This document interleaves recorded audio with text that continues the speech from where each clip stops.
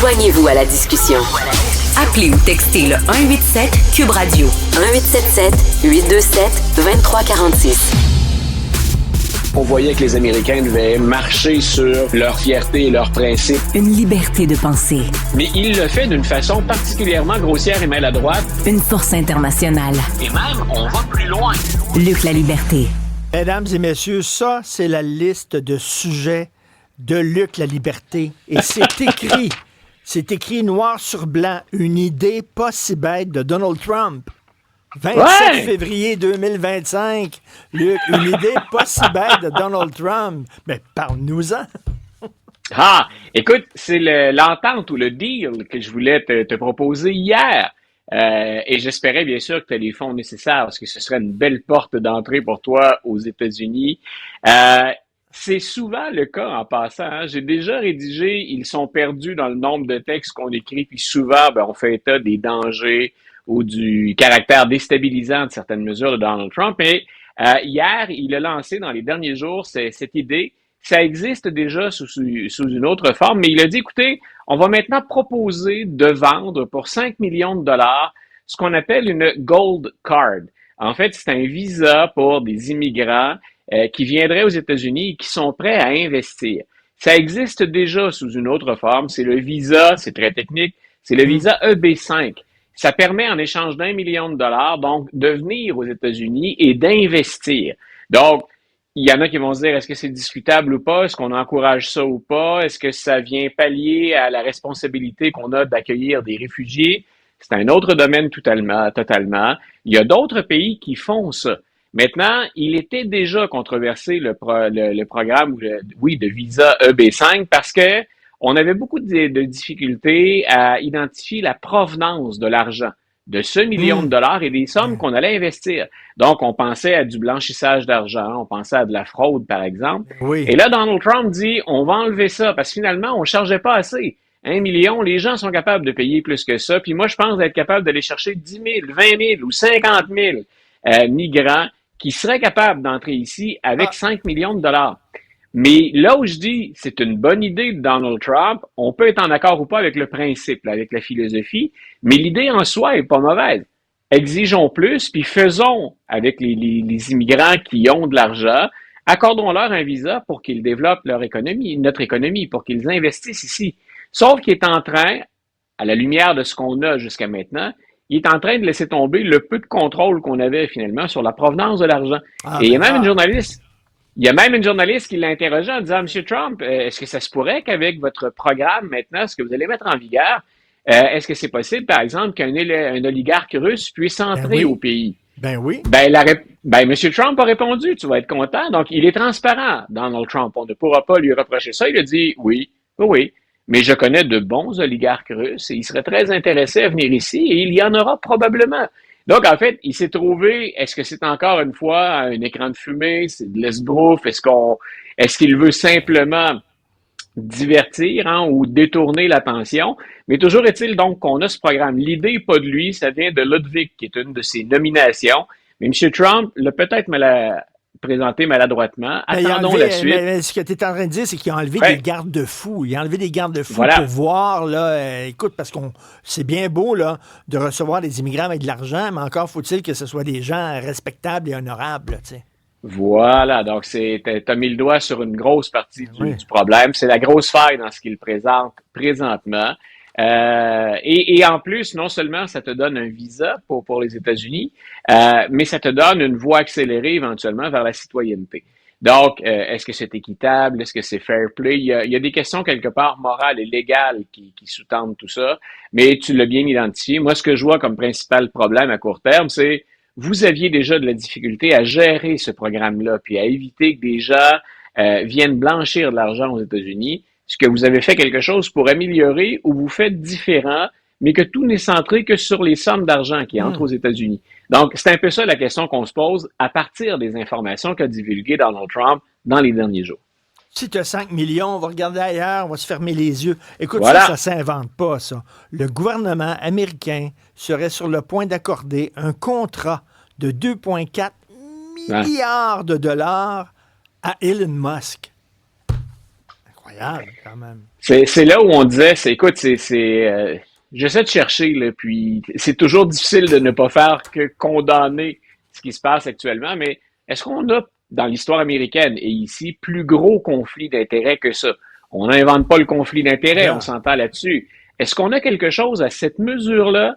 Quelqu'un qui est en train de procéder à des coupures, à des congédiements massifs, quelqu'un qui intervient dans la réglementation et cette même personne, qui est un conseiller spécial du président, on confie à une de ses compagnies, Starlink, un contrat de 2,4 milliards de dollars. Et pour ce faire, on tasse la compagnie Verizon qui avait ça. À quoi ça sert, grosso modo? Pourquoi on va utiliser Starlink? Entre autres, c'est pour les services qu'utilisent les contrôleurs aériens, pour que l'aviation américaine, par exemple. On a eu un cas là, d'accident dont on a parlé tous les deux, là, une catastrophe, collision entre un hélicoptère puis un avion de ligne. Mais donc, c'est les signaux qu'on va utiliser pour centraliser. C'est un peu le squelette ou la colonne vertébrale de tout le système qu'on va déplacer de Verizon vers Starlink. Mais encore là, je répète, est-ce qu'il y a des gens qui ne sourcillent pas en pensant, quand on évoque ça, souvent on dit, il a les deux mains dans le plat de bonbons. Mais écoute, écoute, Luc, il y a des lois contre les monopoles. Je sais pas, moi, si j'étais le grand patron de Verizon, je dirais, hey, à un moment donné, là, je dis, voyons donc, là, l'arbitre est en train de privilégier son best buddy. Son grand chum, le gars qui a avec lui à Maison-Blanche. Une blague pour les amateurs de football, c'est les arbitres qui jouent pour les Chiefs au football. Là, souvent, on dit ils ont juste un uniforme qui a une couleur différente, mais c'est la même équipe. Elon Musk est dans le gouvernement et bénéficie de contrats gouvernementaux. C'est un peu beaucoup difficile, là. Un livre à paraître au mois de mai, ça va être intéressant. Sur l'état de santé réel de Joe Biden pendant son mandat. Est-ce que les gens autour de lui savaient qu'il était malade? Jusqu'à quel point il était malade? Là, la question, c'est la personne qui va écrire le livre, est-elle crédible? Ah, voilà. Et une chose que j'aime beaucoup, parce qu'on pourrait dire, souvent c'est très polarisé, ça doit venir de Fox News, c'est un truc pareil, ça doit venir d'un conservateur, pas du tout. Ce sont deux journalistes, un qui travaille pour le site Axios, qui est un des sites que je consulte régulièrement, et l'autre, peut-être que les gens qui sont à l'écoute ont déjà entendu son nom, il est plus connu, c'est un journaliste de CNN qui a travaillé pour d'autres chaînes ou pour d'autres médias avant, mais maintenant il est en vedette à CNN, c'est Jake Tapper. Donc, on est allé chercher deux journalistes qui sont pas associés à la droite ou à l'extrême droite ou à la désinformation. Peut-être que, je sais pas si M. Trump va dire encore fake news cette fois-là. Mais donc, on est allé les chercher et ils ont monté tout un dossier sur ce que nous, on a vu, mais en n'ayant pas les preuves pour le confirmer. J'ai été un de ceux qui a écrit dès le début, Joe Biden devrait se limiter à un seul mandat pour un tas de raisons, mais entre autres parce qu'il n'est plus à la hauteur physiquement. Je suis pas médecin, je suis pas psychiatre, je suis pas gériatre, j'ai rien pour savoir si les signes de vieillissement qu'il affichait le rendaient incapable de trancher ou de prendre de bonnes décisions, mais il affichait des signes évidents de faiblesse et tout le monde qui suit la politique américaine se rappelle du débat désastreux. Mais donc, ça, c'est Tapper et le CNN et Axios viennent donc confirmer. Voilà, merci pour la photographie de M. Tapper. Donc, on confirme ça, qu'il y a bel et bien de déclin. Mais l'autre chose qui est plus intéressante, et là, on nous promet beaucoup de scoop, c'est, en anglais, dans le titre du livre, il y a carrément le cover-up. Donc, c'est pas juste, il n'était pas à la hauteur ou il était peut-être plus malade qu'on le pensait, c'est, on l'a couvert. Et il semble que finalement, Joe Biden et son entourage étaient à ce point convaincus que Joe Biden était le seul capable de battre Donald Trump. Ils en étaient convaincus au point de dissimuler sa faiblesse ou ses problèmes de santé. Le reste, ben écoute, ils font ça comme on fait souvent, la publicité d'un bon livre. On se garde les punchs pour la fin, on fait juste attiser un petit peu. Mais je vais assurément être au nombre des gens qui vont se procurer le livre et qui vont le dévorer parce que j'ai critiqué Joe Biden à plusieurs reprises sur son état de santé, mais surtout son manque de transparence. Dans le cas de son fils, Hunter Biden, mais sur son propre état de santé. Et je me disais, s'il n'a rien à cacher, c'est ce que j'avais écrit, pourquoi pas donner l'ensemble de l'information aux électeurs? Là? S'il est à ce point en bonne forme pour demander un deuxième mandat, il devrait répondre à confronter les journalistes puis donner le maximum d'informations. Et ben, il semble que Jake Tapper soit allé beaucoup plus loin que ça et qu'on ait les preuves. C'est 200 entrevues qu'on a menées pour en arriver au résultat final. Wow! Hâte de lire ça. En terminant, c'est quoi ton film préféré de Gene Hackman? Ah, j'hésitais entre deux. Puis il y a le prof d'histoire là-dedans qui joue un peu, puis l'amateur de western. 2, Mississippi brûle, parce que c'est un film sur lequel j'ai fait travailler les étudiants. Ça concerne l'assassinat d'activistes noirs en 1964. Il avait été brillant là-dedans. Ah oui.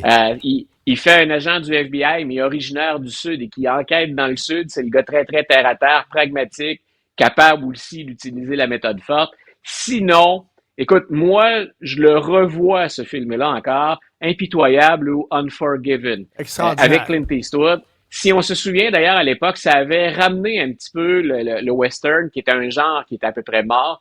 Ça l'avait ramené à l'avant-plan. Donc, écoute, j'avais adoré non seulement le travail de réalisateur d'Eastwood, mais la présence des deux à l'écran. Eastwood fatigué, magané, entre guillemets, diminué.